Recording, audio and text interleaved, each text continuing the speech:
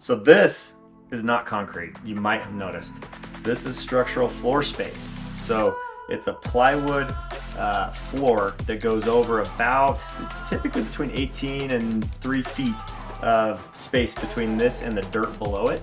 And the reason why they started doing these back in about 1998, 99 was because we had a lot of expansive soils and bentonite moving that happened in the Denver metro area. And so they designed this as a way to make it so there was more forgiveness, so your basement wasn't floating all the time and moving around.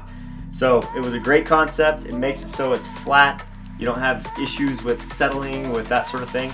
All good there. The only thing you gotta watch for is if the dehumidification fan down here goes out, it stops working, it becomes a great habitat for mold to grow.